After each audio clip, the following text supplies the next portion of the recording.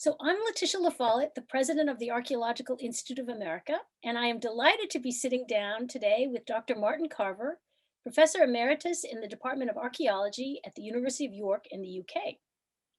We're going to be talking about Sutton Hoo, the recent Netflix movie The Dig, about the excavations there in the late 1930s, and about the subsequent archaeological discoveries on the site in the last 70 plus years, many of which Dr. Carver was responsible for.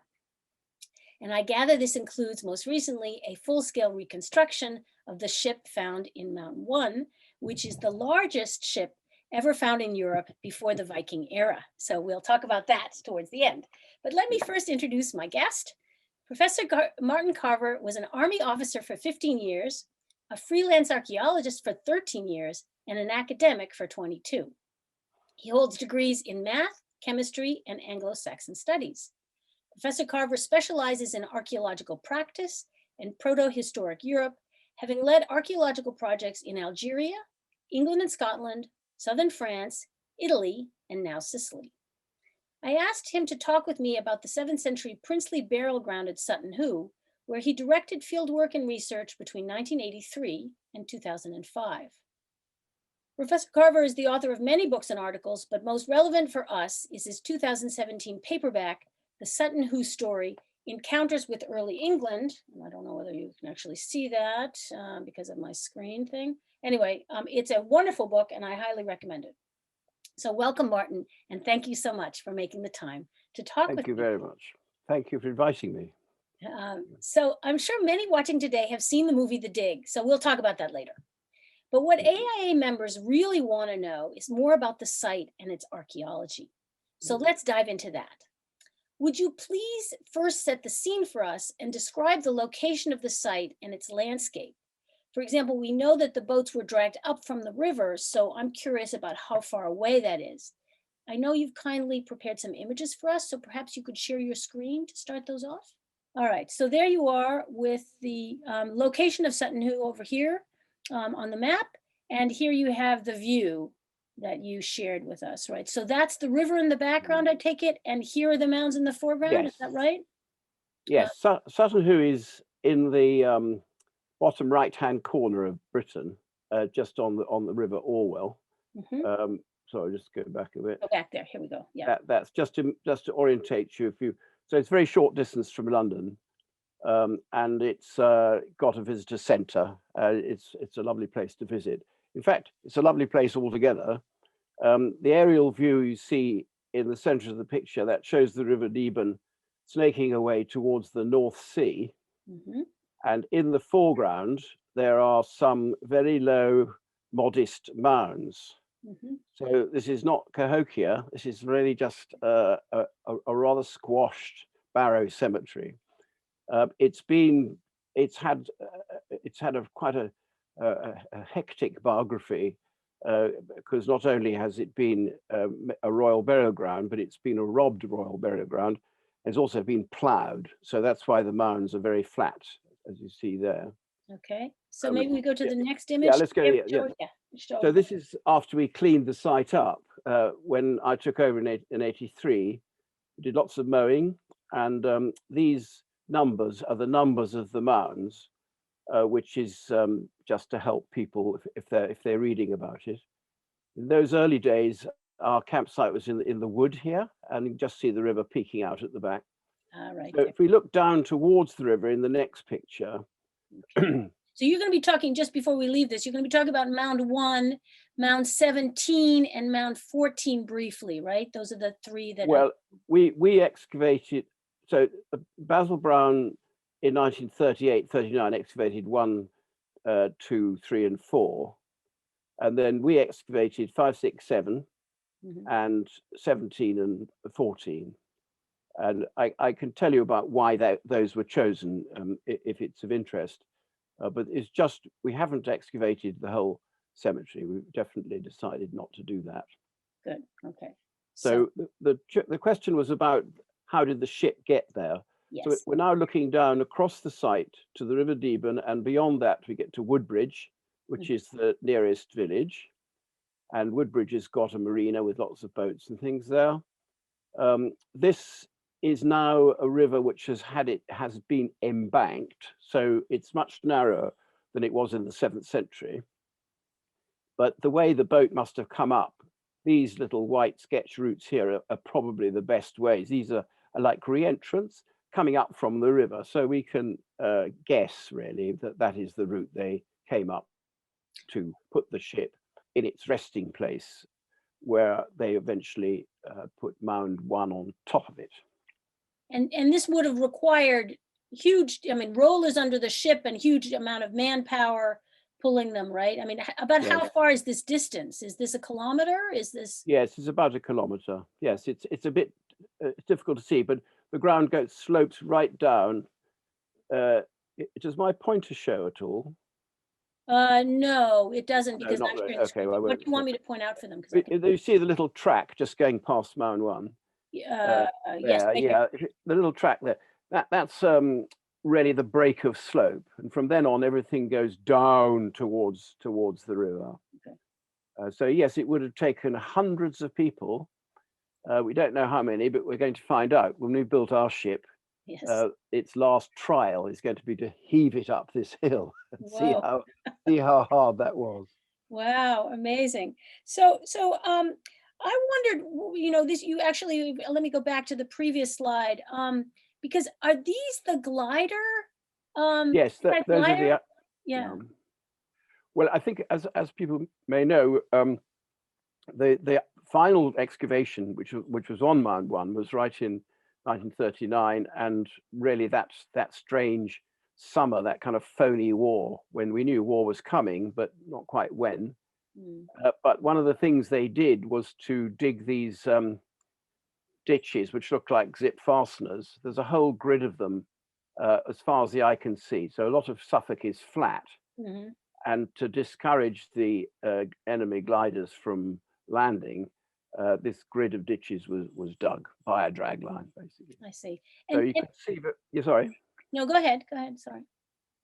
Well, I was just going to say, you can see underneath the near anti-glider ditch the remains of a holloway, a medieval holloway, and the straight line is simply where a fence was. So even just mowing it, we were able to see that this site had a history. And a lot of my work has been to try and get the whole story rather than just more treasure and more mounds. Right. Nice though that is. Right, right. No, exactly. And we'll talk about that. But before, a little bit of the modern history first. Is it true that this was used as a tank emplacement in the Second World War? Did that cause damage to the site? Yes, it did a bit. Mound 1, after the dig had finished, they didn't fill it in. They didn't really have the resources. So they put bracken on the skeleton of the boat. Mhm, mhm. And then, so it was left open. So it's like a big wide trench with humps on either side. And during the war, there were lots of places they wanted to use as training areas. And we heard about this from one of the, we heard about it from a friend who had been there, and he had seen, it wasn't tanks really, they were Bren gun carriers, like quite small tracked vehicles. Okay. They were using Mound 1 as a way of practicing getting across an obstacle. So you could come up one side, then down into the ship, and then up the other side. So it did do some damage. And by the time the British Museum came back in the 60s to see what else they'd left behind, see if they'd left anything behind, they also found that the ship had been rather squashed and distorted. They also used it for infantry training. We found slip trenches dug into the sides of the mounds, and in the slip trenches were blank ammunition for practicing platoon in the defence. Also a cap badge of the Royal Welsh Fusiliers. So there was a little bit of late archaeology that we had to do really while we were cleaning the site up. Mhm. I think one of the things that our readers would be very interested in is, can you share a very short history of the various excavations on the site and the three successive burial grounds that are there. And I actually think you gave me a very nice slide for this. Yeah, that's the three. Well, basically, what happened was that the mounds were sitting on the skyline above the river, obviously since the 7th century, for 1,000 years or so. Mhm. And then they did begin to attract attention, and amongst the attention they attracted was those of excavators. And so the different excavators wanted different things. And so, as well as trying to tell a story about the early medieval period, we wanted to show how archaeology changed through time. And it changed because, well, there was new techniques, of course, but also people wanted to know different things. So we found that the earliest diggers dug shafts through the top of the mounds with the object of getting as close as they could to the chamber with all the good things in it. And nearly every mound had one of these shafts through it. Hmm. That happened about 1600 AD, so the beginning of the 17th century, dated by a Bellarmine gin bottle that was found in the Mound 1 shaft. Okay. Mound 1 shaft, though, fell in. They couldn't, it was so deep, they couldn't get to the treasure, happily for us. Yes. And then in the 19th century, the antiquaries became very popular in Britain as elsewhere, and they used to meet regularly and have talks and so on. And they decided that it'd be a good idea to dig a trench through these mounds. And they trenched quite a few of them.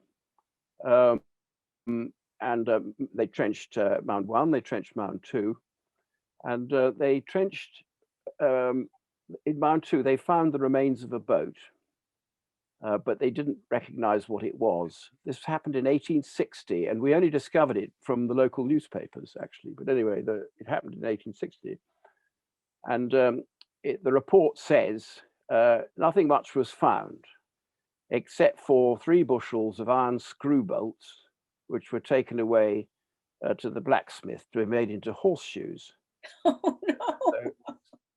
So that's how Mound 2. That's how the boat in Mound 2 ended up on the feet of some horses. Oh dear. But we found another 300 or 400 rivets, so there's still quite a lot left there. So that was the second dig, and then the third dig was Basil. He came in 38. Mrs. Pretty commissioned him to look at the mounds.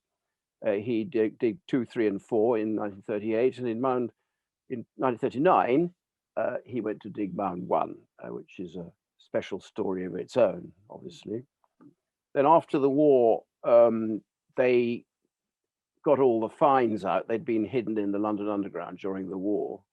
And then after the war, they started to try and put them together and found that they, as we all do, that something's surely missing. we surely missed something. So they went back and had another dig on the site of Mound 1, which was a bit squashed by the Bren gun carriers. But they didn't find anything. The dig was very good, the one that happened in 1939. They really didn't miss much. And so that was that. And they published. So they spent 20 years writing 3 enormous volumes. Wonderful, magnificent, a monumental work, a monument in its own right. Every single object was carefully studied, its parallels and so on. This was the work of Rupert Bruce Mitford and his team in the British Museum. An extraordinary piece of work. Very hard to do something similar these days, but it was brilliant that he did it. When he getting near the end, he wanted to know whether we could go back and look at some more of the site. And the son of Mrs. Pretty, Robert, he was still around, and we knew him, and he was very supportive. He wanted to see a new dig. He'd like to see something happen. And his family actually had the right to excavate, although the land belonged to someone else. They had got a sort of deed which allowed only that family to excavate. So we had him in our team. This group assembled. British Museum was represented by David Attenborough, and the director, Dave Wilson, Antiquaries, Suffolk County Council, and so on. So these formed themselves into a trust and put an advertisement out. And they asked anyone who wanted to apply. Quite unusual, actually. I mean, the usual method in Britain is for the senior professor to ring up somebody and offer them the job. that's how it used to happen. But in this case, I'm very glad to say it was a competition. And it was not only a competition, it was a design competition. So those interested had to put a design in so that the panel had something to read. What would you do and why would you do it? They wanted to know. So I was very pleased with this idea and put my design in, and they liked it happily. So then I was appointed and started in 1983. We dug for 10 years or so. And that was the last one that's been done. It won't be the very last, but the object of the exercise was to preserve as much as possible. I just used the expectation that archaeology would go on getting better. We would be able to tell more from doing less. We were already well on the road. I mean, as even more so you are in the States with geophysics and satellite work and all those things, lots of and also chemical methods, also all sorts of methods. So that's what we did, and there was a lot of opposition because our community, our archaeological community, was very engaged in rescue in the 80s. They were very worried about the number of sites being destroyed. And they thought this was a bit of a vanity project one way and another. Also, they thought the motivations were a bit suspect, you know, looking for treasure, so on, rather than adopting a more anthropological approach, as I'm sure you would approve of. Well, I'm not an anthropologist, but I did think that we should be we should have a very strict design, which we should stick to, and also said I didn't want to do any excavation for maybe 2 years, which didn't strike them as a terribly attractive proposition. But I did say we don't yet know what survived at this site. We don't know how much has survived, and we don't know what it can tell us. And so I think we shouldn't commit ourselves yet. I think we should do two years with lots of surface prospection. I think it's such common practice now. It doesn't sound very dramatic, but at the time it was quite dramatic, and I got some really quite I sort of tacked from two sides. One was the community, especially the young, who said that you shouldn't be doing things like this when there are sites being destroyed. And the other was from the old guard, who was saying, why are you fiddling about? Just get stuck into those mounds. So if I may interrupt for a second, you said in your book that few archaeological projects have been initiated with greater publicity and more hostility than the campaign of 1983. So I think it's really fascinating how the tensions between the sort of rescue, what we would call in the United States CRM work, cultural resource management work, versus the sort of research that you did. And you also had a contract with the BBC, and you had to keep the BBC at bay because they, of course, wanted to film something, right? So you were juggling lots of different balls in the air. But maybe before we can get back to that, let's talk a little bit about the 3 cemeteries here, because I know people will be really interested in that.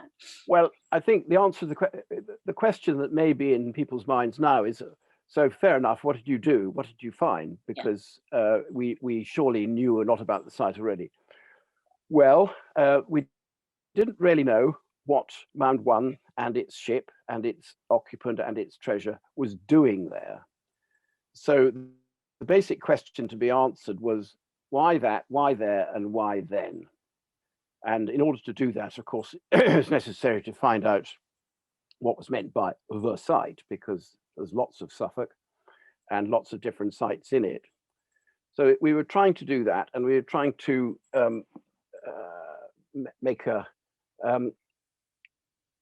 just go back to what you asked me before, because otherwise I'll start rambling in the wrong So direction. basically, no, so the three cemeteries that you have Oh, marked three. here, so the Sorry, yeah, family cemetery first, and then yeah, the mound, the princely burial ground, and then those execution sites, which are fascinating. that's right. Yes, it was the three site. This is what we discovered as a result of our as our campaign, that Mound One was sitting in a cemetery of mounds. We eventually found traces of 18 of them. And then surrounding those mounds were some graves, and these graves were of people who'd been hanged. So they were sort of dumped in the graves. We also found the scaffold. So, and then when we built the visitor center for the National Trust, we found this family cemetery of the 6th century. So we had something of an important archaeological story. It starts with a family cemetery in the 6th century beside the River Deben. Mhm. The Anglo-Saxon peoples were coming up the rivers of Eastern England from about the early 5th century onwards, mostly immigrants from Germany or Denmark. And then they were settling, and this family had, in 200 years or so, few generations, they'd become rich. So it was a good, rich cemetery of the 6th century, and they'd started burying in, cauldrons and so on. And then the second important cemetery is the princely burial ground, and the first burials there were not unlike the ones in the family cemetery. So it's sort of possible to suggest that the same family, is involved. Mhm. And that happened in the 7th century. So the 7th century is the royal burial ground, and then at the 8th century, they start executing people on that royal burial ground, which we've interpreted as the work of the Christian kings, of people who would not conform to the new regime. But that's a matter that can be discussed Right. endlessly. But I think that's so fascinating that they actually deliberately chose what was a famous site, obviously, because the mounds were still there and certain things could still be visible, Hmm. in a way, a sort of depreciating it by making it into an execution site. I think, sort Or, of or, turning or depriving them of the Christian burial in the churchyard, saying, right, well, you both people sort of can't at the same conform. time. Yeah, Okay, yeah. thank you. So let's move on to the Netflix movie, The Dig. I gather you consulted on it as well as on John Preston's book a little bit. Can you just tell us a little bit about that?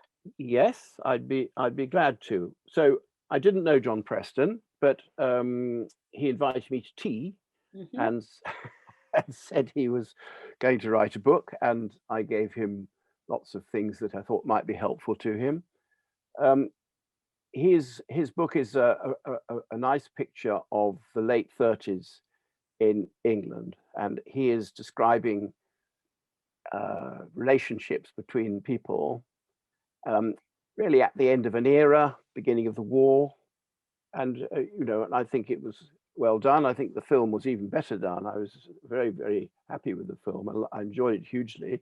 I Hmm. did go. I was asked to what's it like to dig there, and the sort of thing, by the director, Yeah, Simon Stone. Yes. Simon Stone. Yeah. So I did have a discussion with him, but he what he wanted, I think, was better supplied elsewhere, where he could join a dig. Since wasn't around, I was working mainly in Sicily, so he could join a dig. He joined a dig in London, or he got his actors to, and Well, got them yes. digging. Yeah, Ray Fiennes joined a dig. I know he did. Yeah, he's mentioned it in several of the accounts or the Well, interviews. afterwards, Ray Fiennes wrote to me after the meeting and said, "Can you tell me about Basil Brown?" I had a correspondence with him, Oh, and nice. he's got a foster brother who's an archaeologist. So he was very interested in archaeology, as many people will admit after a bit, if you see what I Mhm, mean. mhm. I found him an inspiring person to talk to. I did think the acting was absolutely superlative, and so was the portrait of Mrs. Pretty by Kerry Mulligan. I thought those two produced a very nice story. Have you seen the film? Yes, yes, I loved it. Yeah, I liked And it too. so I think this is really interesting. But I also had another question that I want to ask you. So I'm delighted that you had a correspondence with Ray Fiennes, and I didn't know about his foster brother who was an archaeologist. Um, but I think the excavation in the 1930s was also very important for its use of photography. And I think we actually have an image that we can show people of what actually Peggy Pigott, who's portrayed by Lily James in the movie, who Yeah. also went by the name Margaret Guido later. And this is Mm, a picture that she took of the find. She's the first person, I think, who discovered any of the gold. She was brought in with her yeah. husband, right, as a one part of the team to excavate in the 1930s. Yes. I think she was a good digger. She had experience. I think she's very young in the film, and a bit, they handle her with kid gloves. But I think she was actually pretty practiced archaeologist, as of course Piggott was too. Yeah. Um, Black and white was the very thing. I mean, it's very strange, because it was very important to do black and white. We had to do black and white when I started out as well in the 70s. We were all black and white people, Mhm. and it didn't stop us taking things in color, but color was more for slideshows and things like that. Everything was going to be published in black and white. So what you wanted is a good plate camera. Anyway, pictures are very good here, but Peggy's pictures are very good, um, so other pictures were taken too, which we Right, which I'll have of talk the about in team a in second. action. But let me just tell why don't we tell people what they're looking at? So they're looking at Oh the yes, first lid here, yeah, which actually had coins in it, which turned out to be very important. They're Merovingian tremisses, right? yes, And those can be dated, I guess, I gather from your book that they now can be dated, before 625 CE. yes. They have been. And then one of my favorite objects is this gold belt buckle with its triple mechanism, which is just sort of Yeah. extraordinary. Um, and then other pieces here. But you just were talking about color photography, and I was fascinated that the London photographer, the 1930s London photographer Mercy Kurlack, and her friend Barbara Wagstaff were vacationing in Suffolk and came across the dig when they had removed the objects, and she actually had color film, so that the color photograph that I'm showing you here and the whole series of other ones were actually done by her of the excavation of the ship. And color 8mm movie as well. Yeah, And of Basil Brown. that survived. BBC folded that into uh, their film, which was called The £1,000,000 Grave. Yeah. Yes, they were wonderful. They've produced a tremendously important record. In the film, they've somehow lost their place to Mr. Lomax, the love interest. Yes, yes, yes. He's invented, I think. so, Yeah. which in some ways is a shame, because they They were so interesting. they strike me as real characters, and they also had a big flair. Yeah. And if it wasn't for them, we wouldn't have frame by frame photographs of the end of the dig anyway. Yes. Yeah, beautiful. One of Yeah, the great hidden stories really about it. So you get let's. you get a feeling here for what it is really digging in sand. The sand is not powdery sand. It's quite soft but clay sand, and it makes a beautiful surface with a trowel. If you're troweling on the flat, you can see all the colors, all the different colors meeting, and you can see where pits have been and so on. So it's fantastic place to dig. I think where Peggy was digging in the previous slide, she was digging inside the chamber, and of course she was having to deal with all the stuff that had fallen into the chamber, as well as what it had fallen on top of, as you see here. Right. You can see how small the coins are. Yeah. And they're really tiny, and they're tremisses. They're really small, and so you need something very sharp eyes to make sure you've got the right, you've got everything has been retrieved. And of course, the number of coins mattered in this case, because they thought to represent the number of oarsmen and so on. So there was a lot hanging on it, really. What Oh, you're I looking at is didn't the know that. purse. I didn't read that. I haven't gotten through the entire book yet. But Yeah. so they think that the number of how many coins are there then? How many oarsmen Well, did they think they had? 37 coins and then 3 other pieces of gold. So there were 40 bits in the purse. For 40 oarsmen. Oh, And wow. well, it was an idea. Okay. It was an idea of Philip Grierson. One of those ideas that's so attractive that it immediately becomes part of the story. I see. And it could easily be true because they found foals, sort of rowlocks, things to row with, Right. on the edge of the gunwale. They weren't there, but the shadows were there. There. So the 40s, 20 each side. Very good idea. Wow. Wow, Very that's good. great. So, Uh, but I also love that, we're actually doing a profile on Peggy Pigott, Margaret Guido. We have two, we have a series called Archaeologists You Should Know, and for March of 2021, our focus is going to be on Peggy Pigott because she was quite an amazing archaeologist Yeah. and really is not well known. And some people even think that Margaret Guido is a different person. It's the same person, just with a different name. Yeah. Yes. So that's another interesting story. But let's move on now to actually the burial in Mound One. And you have this wonderful diagram for us about the sort of layout. Can you talk just a little bit about it? We don't have a huge amount of time. No. Okay. Maybe I'll be quick. 5 minutes. When we took over, I redid Mound One. I looked at it. I studied it. I tried to work out how it was laid out.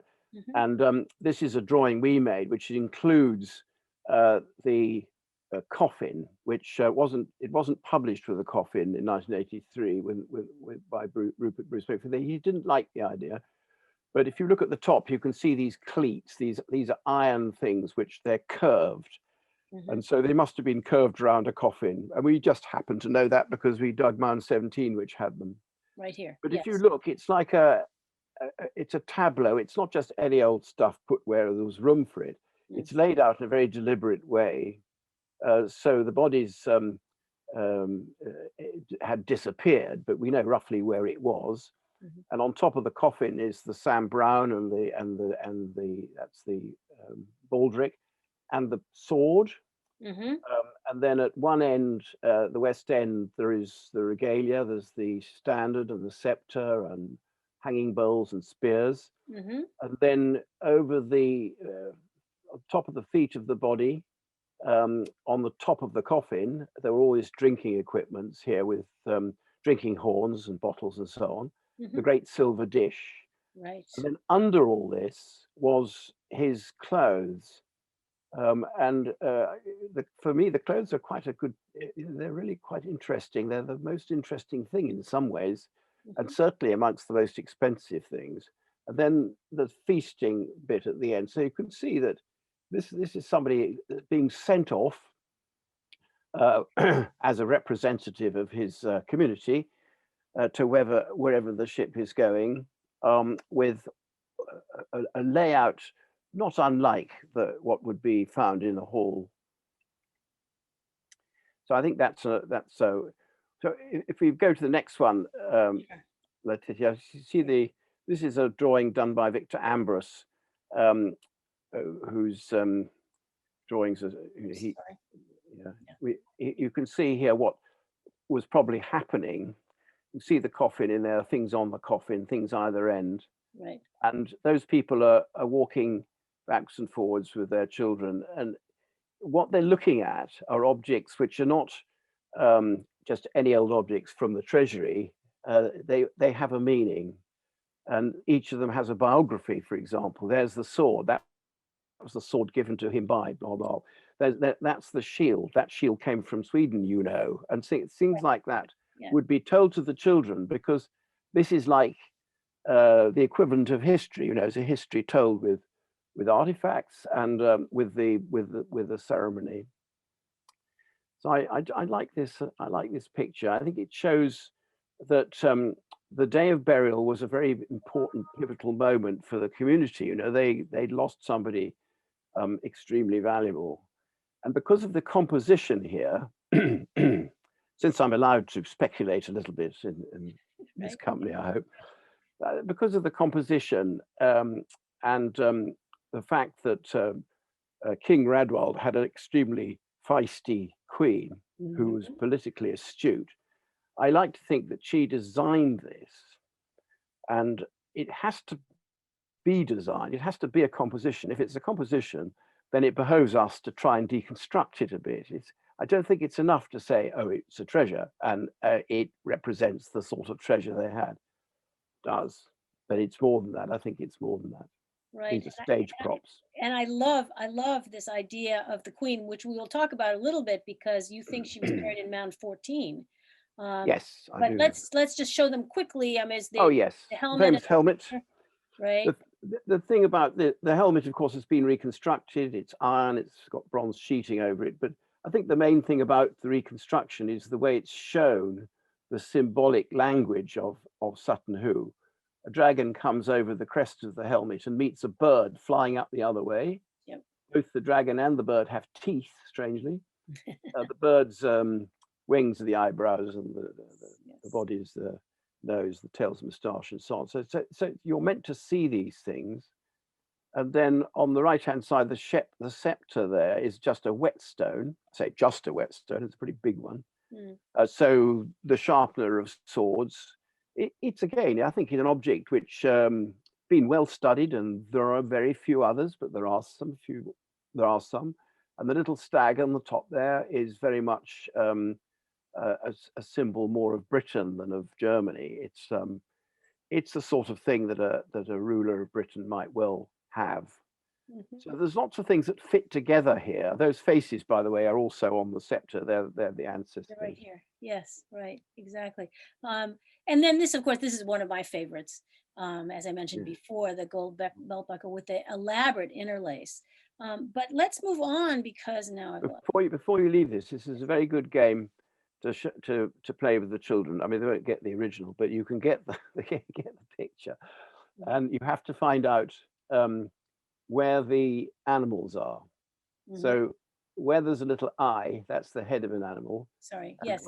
And where there's a little kind of fin-like flipper, that's the end. As you see, it's not. Oh yes, here, right. It's not symmetrical. It's just they're all tangled up together. Right. But the fact that it's not symmetrical makes it incredibly lively. It's as though they're still wriggling. Right. So these are artists of the greatest caliber, with a lot of. I mean, they're using gold. They're using Niello. I mean, I'm not disputing. It's incredible. Yeah. Materials are beautiful, but the design is fantastic. Yeah, exactly. Okay, so here we have the reconstruction, because you said the clothing was maybe the most valuable thing in the mound. Can you elaborate a little? Well, maybe I was a bit exaggerating. It was the most valuable thing that we made in the replica of the whole chamber. They cost most Okay. to have the textiles done, because a lot of work is required. I'm not saying the metal work didn't require work, of course it did. But there were 26 different textiles, and this is a drawing by Caroline Fleming, who was a volunteer of ours way back, and it shows some of the art, some of the clothes he's wearing. You can just about make out a yellow cloak. Well, that yellow cloak was one of 3 that seems to be originated, according to Elizabeth Crowfoot, in Syria. And that map on the left shows you where the finds came from. Right. That were found in Mound 1. So all over Europe, they had just as much range, or not just as much, but nearly as much range of contacts as they were to have in the next century after they became Christian. Right. So this little tiny kingdom of East Anglia was a player. You know, it was either getting gifts or trading in quite a big area. Well, and yes, the Constantinople, the silver dish and everything that you mentioned earlier. So now let's talk about the second mound with the young warrior and the horse under mound 17. Well, this mound is the only other one so far that was intact, other than mound 1. And it was a very, very shallow mound. You could hardly see it, in fact. But when we dug it, we found 2 graves underneath it. And one had a horse in, and the other had a young man in a coffin with the curvy clamps. And he had a sword with a horn handle and spear. He had the bridle of the horse in a heap by his head. And he had some very nice buckets, and he also had a picnic. It was lamb chops and possibly a piece of bread as well that is inferred from a sort of smear that was in the grave. So he was being sent off on his horse for his last adventure, and he was I think he was a young man. He was in his 20s, early 20s, and so presumably one of the family who'd fought in one of the battles and was killed. So you have some of the items, I think, here. Yes, on the right is the bits of the bridle. What I like about that bridle is that you can see the strap ends there. Um, those of you who know the art will know that the Anglo-Saxons are very fond of putting animals on their metalwork. Well, this horse has put humans on his metalwork, as you can see. Yeah.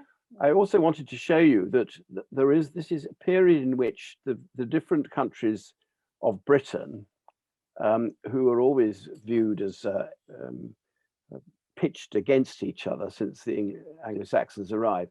This was a time when the aristocracy was actually in very close contact, and you can tell this from the fact that they've got identical discs on their horses. So the one Sutton Hoo is on the bottom right-hand corner, right up in Port Mahomet, where I dug after Sutton Hoo. We found another of these things, another Dalyard on the Scottish coast and so on. So I just like the picture. This is a period in which kingdoms are forming all over Britain, and inevitably they bump up against each other. The English ones are all in the bottom right-hand corner, and then the Welsh and the Pictish and the Scottish are occupying the rest of the island. That whole complex development, I think, it's a fascinating time. And I've written a book about it, from which I stole the term formative from yourselves, as I thought it's not quite the same kind of formative as as there is in Mesoamerica, but I think this is a formative period rather than a dark period. It's a period in which all sorts of things are being invented and a lot of politics are being tried out. And you see the connections in the interlace that they're using, yeah, which is amazing. We don't actually have a picture of, unless I go back to the very first image that you have, the aerial view of the mound. But can you just say a little bit about the Queen and the robbed mound 14? Oh That yes. actually I can go back just a minute. I just have to. I don't. We have a picture. Her mound was very battered. Yes. Extraordinarily bad. Yes, 14. That's it. It had been well and truly robbed. It had been robbed in a thunderstorm because there was a lot of sand got washed in there. So it was very hard to excavate. But what was clear was that there had originally been in this mound a chamber, a square wood-lined chamber, and in that chamber there had been some sort of a couch which was upholstered. There were a whole lot of upholstery nails that were all scattered about by the robbers. She had silverware. She had rather fine silverware, and these are pendants. And that meant that we were in the middle of the 7th century. So one of the latest mounds. I think the position also shows that it was one of the latest mounds. And so we christened it the Dowager. That seemed like a good idea. And then since we discovered her, has been a lot of burials found of wealthy burials under mounds of women, and they belong to the middle of the 7th and into the late 7th century. So they're the last really powerful statements of this kind of burial. And it doesn't necessarily mean they're pagans, but I think it does mean that they were responsible for the transmission of land. And some of the Helena Hamro and others who studied these have come up with some very nice ideas, I think, on the role of women. They already had a very strong role in religion. We know that because they have these shamanistic, cunning women who had special kind of pouches with magical bits in and so on. But I think burial in a mound, like Swallow Cliff Down, extraordinary grave, very rich, lots of different kinds of object in there, including some with a Christian flavor, on a hill looking over land. I think they have to be the inheritors. I think they have to be the people who are controlling the passage of land. And there is one right up in the area of the Tees where there is a site which is purely only women. They're buried all around a special woman's grave, a very pagan-looking site, and then across the water is one of the earliest Christian monasteries, and that has an abbess as its leader. Interesting. So, I'm sorry, we don't have much time left, but I just wanted to right. ask you, in your book, you mentioned that it looked like maybe her mound was ransacked at the time, in other words, in the 7th century. Is that still? Did I say that? I thought that's what I read. In other words, that Well, she is the last one, and therefore, mm, she's sort of the at the tail end of this princely family. well, Maybe I'm I'm not sure I did write that, but I think it's a good idea. On the other hand, I think it is a good idea. We couldn't date the robbing; it yeah, was pretty thorough, yeah. and of course, we know other instances like the Oseberg ship burial, which has been robbed, and the woman taken out of there and scattered, her bones are scattered, and so on. Yeah, I think it's a great idea, but I'm not sure that I can own it.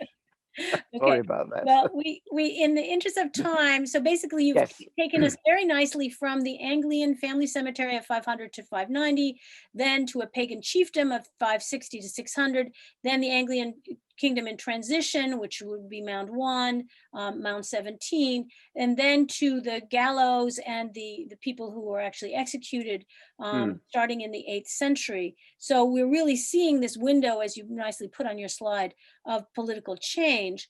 I'd like to just bring us back to the present now in the interest of Okay. time. Can you talk Yes. just a little bit about the National Trust Visitor Center and what people would see today if they go, once we can travel again after the pandemic? Yes. I know that treasures are actually of Mound 1 are in the British Museum, but this is an amazing site, so people will want to visit it. It's a lovely visit. I strongly recommend it. There's a big car park. This group of rather wild-looking people are basically the National Trust representatives, and there's Seamus Heaney, who opened it for us. So he was a lovely man, and he is much missed. He loved Sutton Hoo. He was very interested in it. He'd written poems about people who were sacrificed in bogs and so on. So he was thrilled by our discoveries. And I was lucky enough to meet him a couple of times. So here he is opening our center. Center's got this very fine headpiece of a giant helmet, which says this is the way in. And in there's an exhibition which is constantly changing, I may say. But it's got some original things. So the Mound 17 finds are all in here. The original Mound 17 finds are here. But otherwise, we have a treasury where we borrow things to show them. And the idea of this big building, which was put up as part of the visitor center, that is like a hall. So it's like I think the emphasis now is more, we want to show what life was like. We have death in the mounds, but we want to show what life was like. And lots of people are rallying round to this. We have some fantastic enactment groups who make swords and spears and so on. And so that's what it is. And then you can go out to Mrs. Tranmer's house, which was Mrs. Pretty's house. Right. And that's a sort of museum of archaeology. So archaeologists almost. I'm in it slightly prematurely. That's great. That's wonderful, because this site is such a history of British archaeology. You described it a little bit, from the 1930s to the 21st century. But we did tease the audience a little bit at the beginning, talking about the reconstruction of the ship in Mound 1. So could you talk a little bit about that? Yes, I'll be very brief, but the thing to note here is that it's a beautiful estuary, the Deben estuary, and if your members are boaty people and like shipping and yachts and so on, it's a fantastic place. There's a big marina, as you can see here, Right. and we're looking across the Deben from the bottom of the hill where the site is to what used to be called Wistock's Yard, which was one of 3 or 4 people who made boats in the old days in Woodbridge, and that became redundant. And it was acquired by a kind of organization that we set up. We called it the Ships Company. They were yachtsmen and yachtswomen, and there's a champion a woman rower who is our manager. And they've set out to raise the money and build the ship. We've got an example of an earlier one. This is one that was built earlier, and you can see here that they're trying to see whether it can sail or not, which is one of the big questions we want to ask of our replica. Right. It's only half size, so it's not. It doesn't have such difficulties as a 27-meter longboat will have, which is a really big yacht. But we're doing okay. We've got the oaks. We're splitting them. We've been held back like everybody this last year, but nevertheless, we've made some progress. All we had was the shape of the ship in the ground. That's where you can see on the right-hand side there, the imprint in the sand. So there wasn't that much evidence, but there was enough. And there's our sculpture to the left of it there. And so we've made a blueprint, and we're following the blueprint, and we're going to take it, hopefully launch it in a year. We're going to practice rowing. We're going to practice taking it out to sea. And then if we can successfully row it on the North Sea, well, okay, we'll give it a sail and see whether that works. That's so great. Thank you so much for sharing your expertise and time with us. Really appreciate it. And I'm going to stop the recording now. So, Been a pleasure. thank you.